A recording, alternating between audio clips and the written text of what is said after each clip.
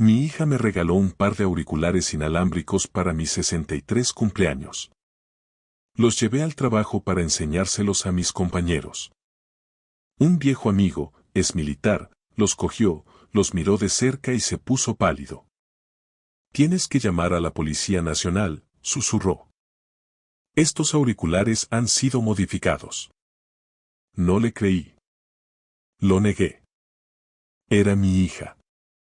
Pero 3 días después, cuando descubrí lo que realmente estaba haciendo, me di cuenta de que aquel regalo de cumpleaños nunca fue un regalo en absoluto. Hola, amigos.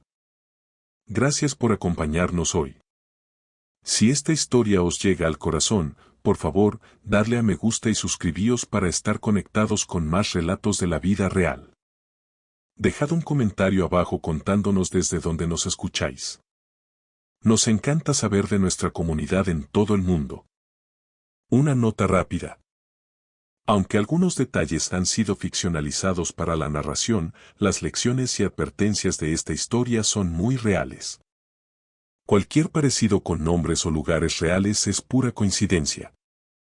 Cumplí 63 años un martes de febrero, y la única persona que se acordó fue la que intentaba destruirme.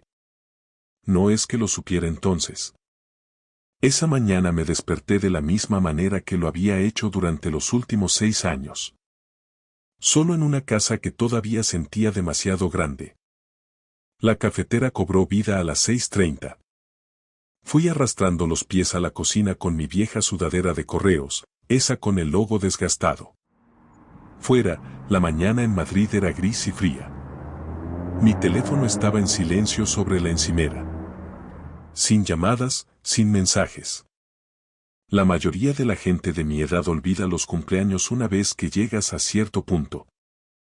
Te conviertes en un año más viejo, y eso no es precisamente algo que la gente se apresure a reconocer. Oí la furgoneta de reparto pasar sobre las 9. El cartero dejó algo pesado en el rellano. Abrí la puerta y encontré una caja con mi nombre impreso con letra clara en la etiqueta. Remitente. Lucía García, Valencia. Mi hija. La llevé dentro y la puse sobre la mesa de la cocina. Lucía y yo no estábamos distanciados. Hablábamos, nos veíamos en Navidad o Semana Santa. Pero todo era diferente desde que su madre falleció hace 6 años. Era más difícil, como si hubiéramos perdido a la persona que sabía traducir entre nosotros. La quería más que a mi propia vida. Pero, en algún momento del camino, nos convertimos en extraños educados que compartían un apellido. Dentro de la caja, envueltos en papel de burbujas, había unos auriculares inalámbricos, blancos, elegantes, el tipo de cosas que yo nunca me compraría. Había una nota también, escrita a mano en el papel de carta de Lucía. Papá, pensé que esto podría facilitarte un poco el día a día. Sin más cables enredados. Feliz cumpleaños. Con amor, Lucía. Me senté pesadamente en la silla de la cocina. Ella se había acordado. De todo el mundo, mi hija se había acordado. Por un segundo, no estaba en esa cocina silenciosa. Estaba de pie en nuestra antigua calle. Lucía tenía unos 7 años, tambaleándose en su primera bicicleta de 2 ruedas, sin los ruedines. Papá, que me caigo, gritaba con pánico en la voz. Yo corría a su lado, con una mano en el sillín. Te tengo, cariño. No dejaré que te caigas. Ella pedaleó más fuerte, encontró el equilibrio.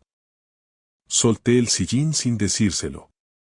Recorrió 3 metros, 6 metros, luego miró atrás y se rió. Lo hice, papá.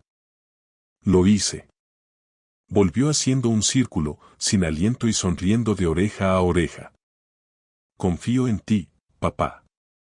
No dejarás que me caiga. Mi mujer estaba en el porche mirándonos, sonriendo. Todavía estaba sana. Luego parpadeé y el recuerdo se disolvió. La cocina volvía a estar en silencio. Café frío, casa vacía, pero tenía los auriculares en la mano y, Por primera vez en mucho tiempo, sentí algo parecido al calor. Los cargué esa tarde. Mañana me pasaría por el centro de clasificación de correos donde solía trabajar, para saludar a los compañeros que seguían haciendo turnos. Quizás para presumir de mi regalo de cumpleaños. Esa noche, puse el estuche de carga en mi mesilla de noche y vi cómo parpadeaba el pequeño LED verde. Cosas pequeñas, de plástico y circuitos, pero me parecieron un puente de vuelta hacia alguien a quien extrañaba. No tenía idea de que acababa de colocar un dispositivo de escucha junto a mi cama. Carlos había pasado por 2 misiones en Afganistán trabajando en inteligencia de señales. Por eso, cuando cogió aquellos auriculares a la mañana siguiente, su rostro se puso pálido de una forma que nunca antes había visto. Había conducido hasta el centro de distribución alrededor de las 10, como hacía la mayoría de los miércoles. Viejos hábitos. Incluso después de la jubilación, extrañaba el ritmo del lugar, el zumbido de las máquinas clasificadoras, el olor a cartón y diésel, y a los compañeros bromeando entre cafés que podrían decapitar a un caballo. Carlos estaba en su descanso para almorzar cuando entré en la sala de estar. Javier y Gerardo también estaban allí, a mitad de sus bocadillos. Mirad esto, dije, sacando los auriculares del bolsillo. Me los envió Lucía por mi cumpleaños. Javier sonrió. Mírate, volviéndote todo moderno. ¿Qué será lo próximo? ¿Uno de esos relojes inteligentes? No te pases, dije sonriendo. Me sentía bien teniendo algo que presumir, algo que decía que mi hija pensaba en mí. Carlos dejó su café. ¿Puedo verlos? Algo en su tono me hizo dudar, pero se los entregué. Era un hombre tranquilo, siempre lo había sido. Después de 15 años trabajando junto a él, había aprendido que cuando Carlos hablaba, era porque tenía algo que valía la pena decir. Giró los auriculares en sus manos, lento y deliberado, como si buscara algo específico. Luego abrió el estuche de carga, examinó el interior y su expresión cambió. El color desapareció de su rostro tan rápido que pensé que le estaba dando un infarto. «Carlos, ¿estás bien?» Me miró, y había algo en sus ojos que solo había visto una vez antes. El día que nos contó sobre el artefacto en la carretera que casi acaba con su convoy en Kandahar. ¿De dónde ha sacado esto? Su voz era plana, contenida. Te lo acabo de decir, mi hija. Regalo de cumpleaños, intenté reírme. ¿Qué pasa? ¿Crees que van a explotar o algo, Leonardo? Él no sonrió. Esto ha sido modificado. No es electrónica de serie. La sala se quedó en silencio. Javier y Gerardo dejaron de masticar. ¿Modificado cómo? Pregunté, aunque una parte de mí no quería saberlo. Carlos dejó los auriculares sobre la mesa como si pudieran morderle. ¿Recuerdas lo que hacía en el servicio? Inteligencia de señales.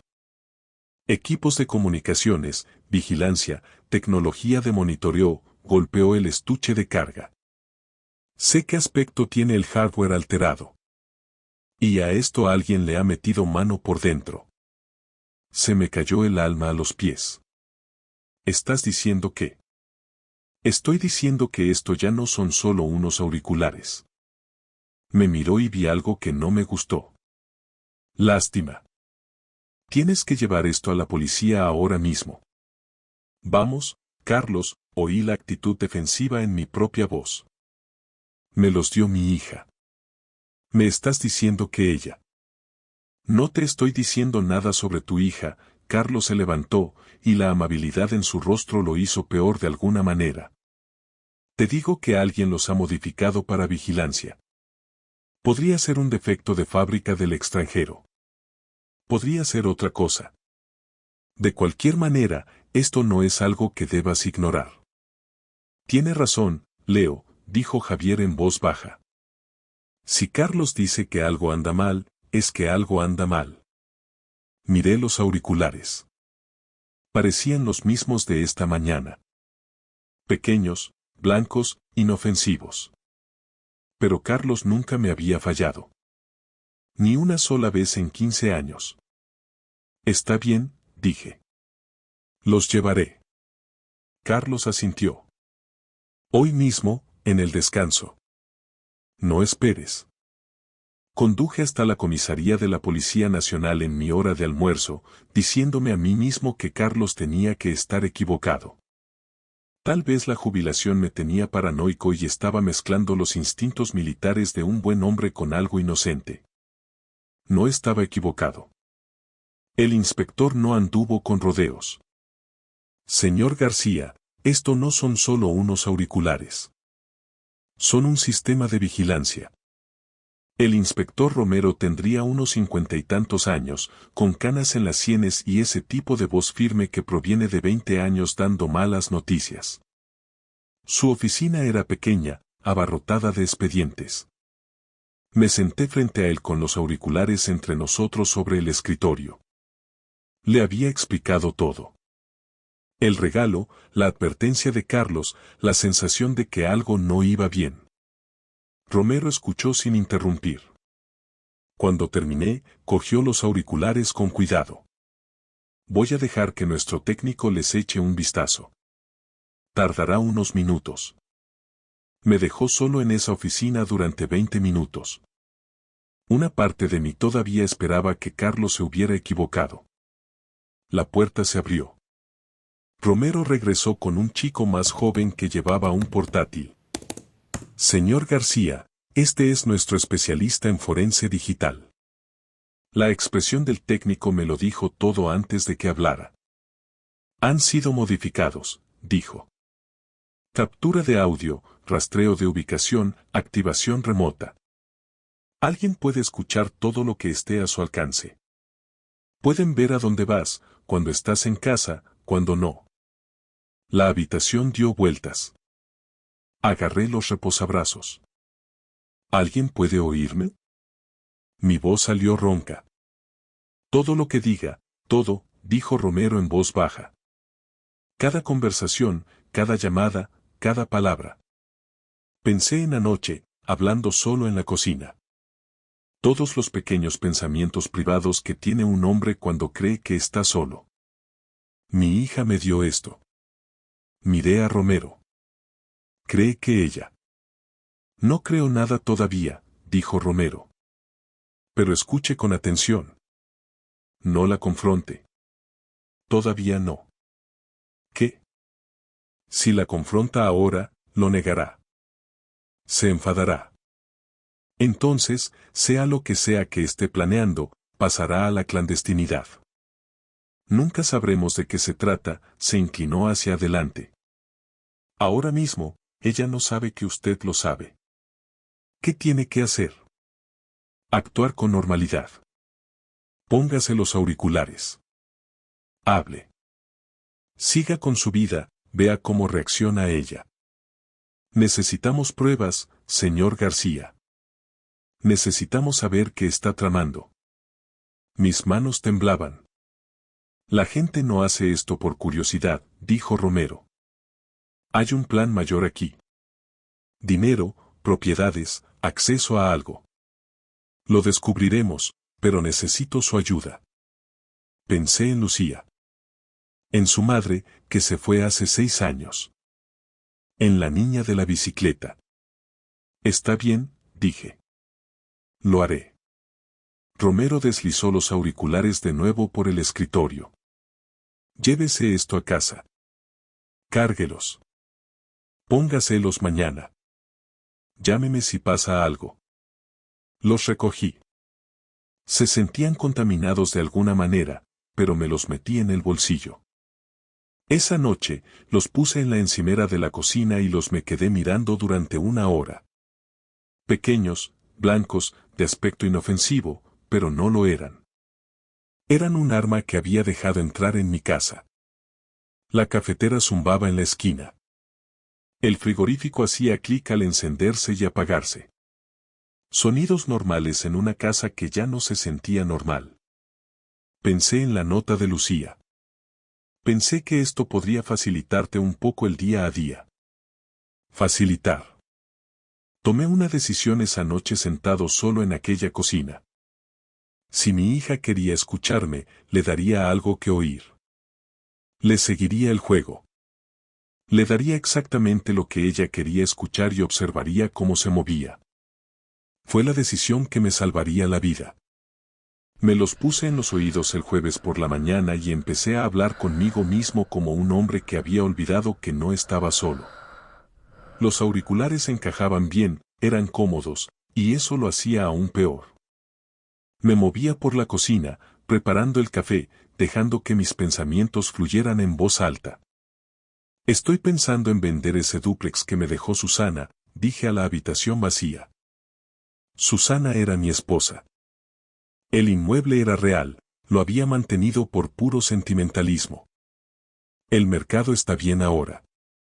Probablemente sea el momento. Hice una pausa y eché un poco de leche. También debería actualizar el testamento. Planificación de la herencia, ya tengo una edad. Las palabras me amargaban, no porque fueran mentira, sino porque las decía para una audiencia que no podía ver. Seguí con mi mañana. Leí el periódico, arreglé una bisagra suelta del armario del baño. Cosas normales. Pero todo el tiempo sentía esos auriculares como insectos excavando. Mi teléfono vibró justo antes del mediodía. Era Lucía. Hola, papá. Una idea tonta. ¿Has pensado en vender el piso del alquiler? Deberíamos hablar también de la planificación de tu patrimonio. Me quedé helado. Había pronunciado esas exactas palabras hacía 3 horas, solo en mi cocina.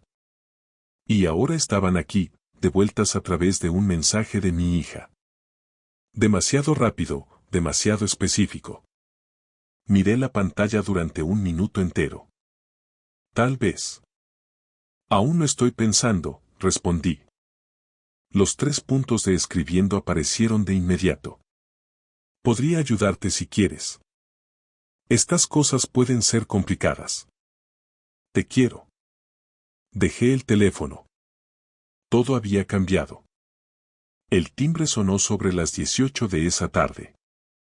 Lucía estaba en mi puerta con 2 bolsas de un restaurante de barbacoa de la calle Alcalá, sonriendo como si aquello fuera lo más natural del mundo. No había venido a mi casa sin avisar en más de un año. Cenamos en la mesa de la cocina. Me preguntó por mi día, por mi sueño, por los compañeros de correos. Era una charla trivial con anzuelos ocultos. ¿Cómo te sientes últimamente?, preguntó mientras cortaba la carne con cuidado. La semana pasada por teléfono te noté cansado. Estoy bien, respondí. A tu edad, papá, es inteligente pensar en el futuro. Salud, finanzas. Ella sonrió. Es lo que mamá hubiera querido. Ahí estaba. A tu edad, como si necesitara que me gestionaran. ¿La memoria bien?, preguntó como quien respira. El martes olvidaste devolverme la llamada. Yo no había olvidado nada. Nunca había prometido llamarla. Pero ella lo dijo como un hecho, como si mi memoria ya no fuera fiable. Lo vi entonces claro como el cristal. No solo estaba escuchando, estaba construyendo un caso. Cada palabra, cada olvido inventado, cada semilla plantada. Estaba fabricando una versión de mí que aún no existía. Una versión que necesitaba ayuda, que no podía arreglársela solo. Sí, me oí decir. Supongo que he estado un poco despistado últimamente. Su sonrisa se ensanchó solo una fracción. No pasa nada, papá. Para eso estoy yo aquí. Después de que se fuera, me sorprendí revisando las cerraduras una vez, y luego otra vez, porque no estaba seguro. Pero lo sabía. Sabía que era mi propia hija, la niña que había criado solo después de que su madre muriera. La que enseñé a montar en bicicleta, a conducir. Y aquí estaba yo, cerrando las puertas contra ella.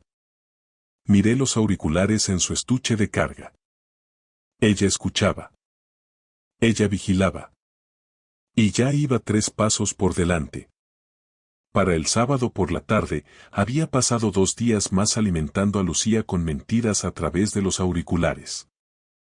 Entonces encontré la verdad en el lugar menos esperado. Una carpeta en mi propio sótano archivada bajo la C de casa. El viernes había mencionado que olvidé pagar la factura de la luz, mentira. En 3 horas, Lucía me escribió preguntando si necesitaba ayuda con la domiciliación de pagos. El sábado por la mañana dije que me sentía mareado al bajar del coche, otra mentira.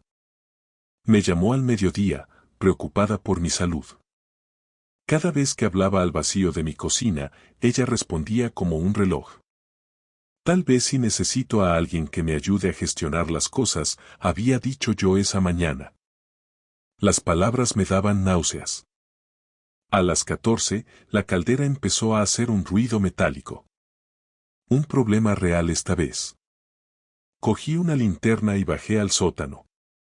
El espacio olía a hormigón y cartón viejo. Era un problema menor, solo necesitaba un ajuste, pero me hacía falta la información de la garantía. Fui al viejo archivador metálico contra la pared. El cajón estaba atascado y luego se dio con un chirrido oxidado. Papeles del seguro, declaraciones de la renta de los 90. Y de repente, cerca del fondo, algo que no encajaba. Una carpeta demasiado limpia, demasiado nueva. La saqué. La pestaña estaba en blanco. La abrí sobre el archivador y el sótano se volvió gélido. Modelos de petición de incapacitación judicial. Cabeceras profesionales. Lenguaje legal en bloques nítidos. Petición para declarar a Leonardo García incapacitado y necesitado de un tutor. Dejé de respirar. Notas en los márgenes con la letra de Lucía, pequeña y eficiente. Papá olvida citas. Documentar fechas. Confundido con las finanzas. Conseguir extractos bancarios. Se marea. Testigo. Médico. Debajo había borradores de poderes notariales, formularios de evaluación de capacidad. Una lista de pasos para declarar legalmente a su padre incompetente. Para quitarme todo mientras aún seguía respirando. Me senté pesadamente en los escalones del sótano. La carpeta se me resbaló de las manos y los papeles se esparcieron por el suelo. Y entonces ya no estaba en el sótano. Estaba en nuestra calle un domingo por la mañana. Lucía tenía 8 años y estaba en su primera bicicleta de verdad, sus nudillos blancos en el manillar. Papá, que me caigo. Corrí a su lado con la mano en el sillín. Te tengo, cariño. No dejaré que te caigas. Solté el sillín y ella recorrió 10, 20 metros antes de darse cuenta. Al mirar atrás y verme allí parado, se rió. Lo hice, papá. Lo hice. Dio la vuelta y me abrazó. Confío en ti, papá. No dejarás que me caiga. Susana estaba en el porche con su vestido amarillo, sosteniendo la cámara y sonriendo. Lucía me miró con sus ojos llenos de fe. Siempre me atraparás, ¿verdad? Siempre, le prometí. Regresé al presente en esos fríos escalones del sótano. Estaba solo con una carpeta llena de formularios diseñados para hacerme desaparecer. Aquella niña que confiaba en mí quería quitarme el derecho a hablar por mí mismo, a decidir dónde vivía, qué hacía con mi dinero o si podía firmar con mi propio nombre. No quería robar mis posesiones, quería robar mi identidad como persona. Recogí los papeles con manos temblorosas y subí los escalones cargando con el plan de mi hija para borrarme. Esto ya no era solo vigilancia, era el robo de mi vida sin ponerme una mano encima. La llamada que hice para actualizar mi dirección postal el lunes por la mañana debería haber durado 3 minutos. En cambio, tardé 3 minutos en darme cuenta de que ya me habían borrado. Pero eso no fue donde empezó todo. El domingo había ido a la oficina del BBVA en la calle de Alcalá, la que he usado durante 30 años. Solo era un recado rutinario, pero nada se sentía normal. Adrián, el gestor de cuentas, era un chico de unos 30 años, amable, que siempre preguntaba por mi jubilación. Cuando mencioné que necesitaba revisar mis cuentas, abrió mi expediente. Ah, hola, señor García. Alguien llamó el mes pasado preguntando por su elegibilidad para un préstamo con garantía hipotecaria. Una mujer dijo que estaba ayudando a su padre a gestionar sus asuntos. El café se me enfrió en la mano. Yo no autoricé a nadie a llamar sobre mis cuentas. La sonrisa de Adrián vaciló. Mencionó que usted estaba considerando otorgarle poderes para ayudar con la planificación financiera. Nunca dije eso. Salí del banco con el pecho oprimido. No solo estaba escuchando, ya estaba actuando. El lunes por la mañana llamé a mi compañía de seguros. Un agente profesional me atendió. Por supuesto, señor García.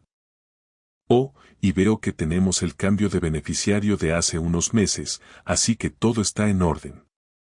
Dejé de servir el café a la mitad. ¿Qué cambio? La actualización de beneficiario de hace 4 meses. Pasó de su herencia a Lucía García, su hija.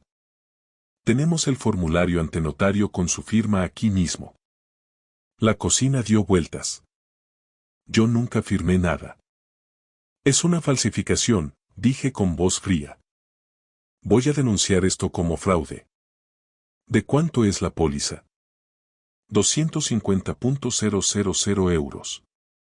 A las 2 de la tarde, estaba de vuelta en el despacho del inspector Romero. Deslicé la carpeta de incapacitación y la información del seguro sobre su mesa. Romero lo leyó todo, su expresión se oscurecía con cada página. 250.000 euros. Es un motivo serio, señor García. Falsificó su firma, buscó un notario. Vamos a investigar quién fue el testigo. Pero hay algo más que debe saber. Giró el monitor de su ordenador hacia mí. Apareció la foto de un hombre que nunca había visto.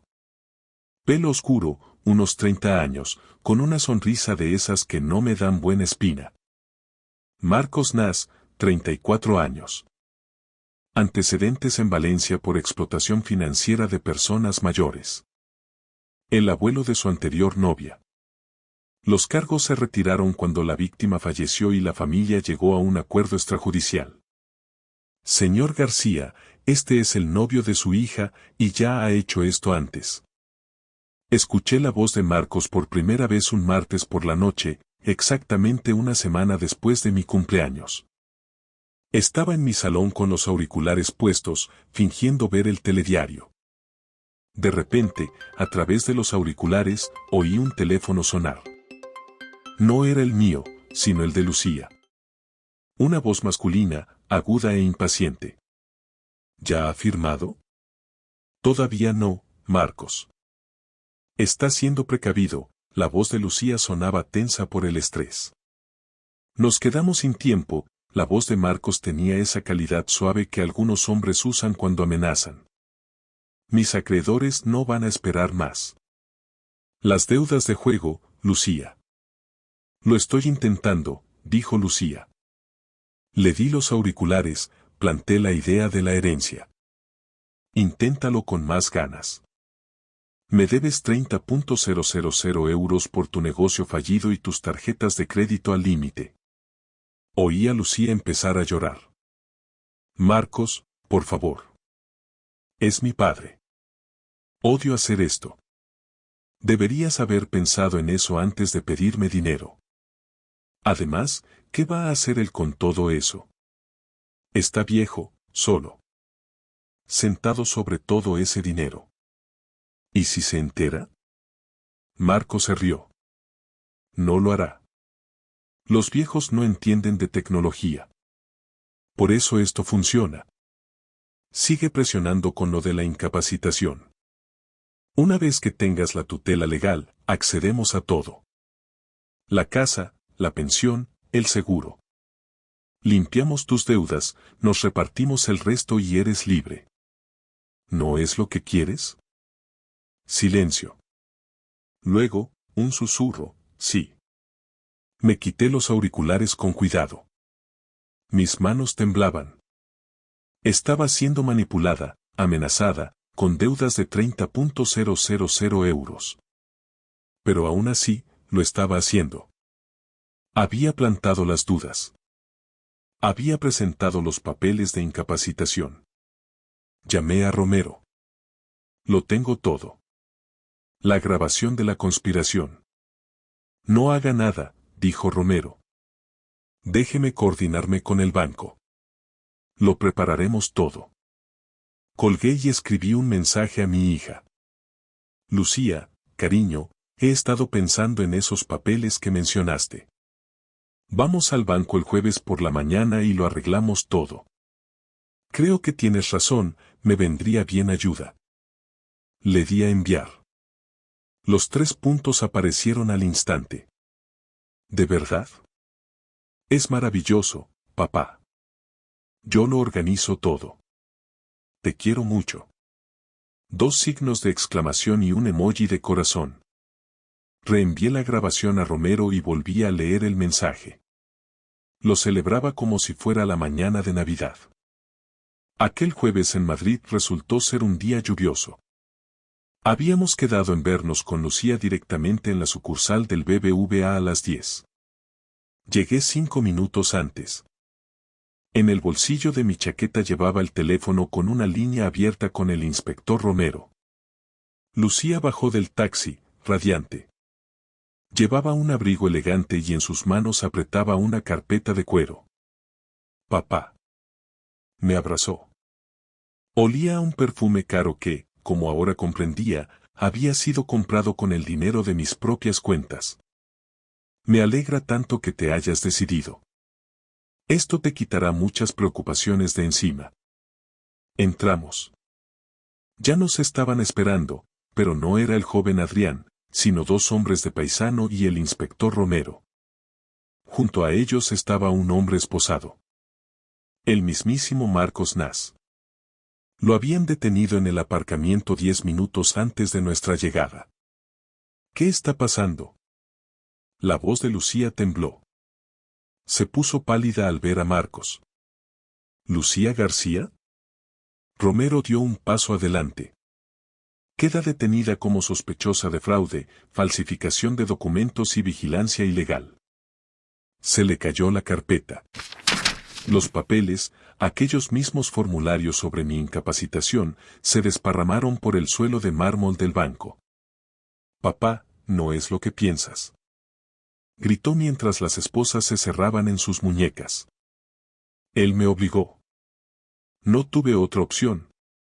Miré cómo se los llevaban. Marcos gritaba insultos, mientras Lucía simplemente lloraba, hundiendo la cara en el hombro del policía. No sentí triunfo. Sentí un vacío. Como si hubieran arrancado los últimos 6 años de mi vida y los hubieran convertido en cenizas. Más tarde, en comisaría, Romero me lo contó todo. Marcos planeaba usar mi incapacitación para vender mi dúplex y quedarse con el seguro de 250.000 euros para cubrir sus deudas de juego en los casinos clandestinos de Valencia. Lucía era su instrumento, pero ella accedió voluntariamente hasta que el miedo fue más fuerte que el amor por su padre.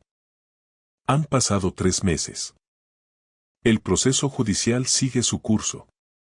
Lucía está bajo arresto domiciliario, esperando la sentencia. Me escribe cartas. Papá, te quiero. Papá, perdóname. No respondo.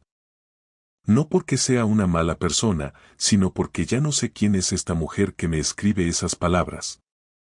Mi hija se quedó allí, en aquella calle, en la bicicleta con el manillar azul.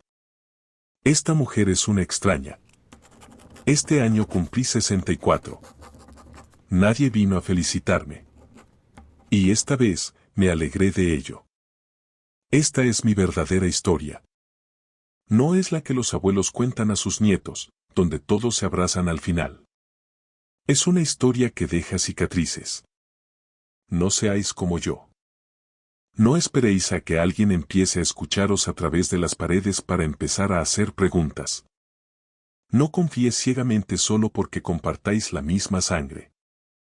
Yo confié, y casi me cuesta la vida. Prestad atención a los detalles. Cuando algo parece estar mal, lo más probable es que lo esté. Cuidad de vosotros mismos, de vuestro dinero, de vuestra identidad y de vuestra independencia.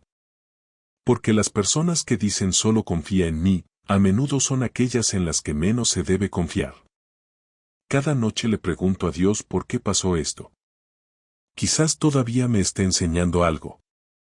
O quizás os esté enseñando a vosotros, que observáis cómo se desarrolla esta historia.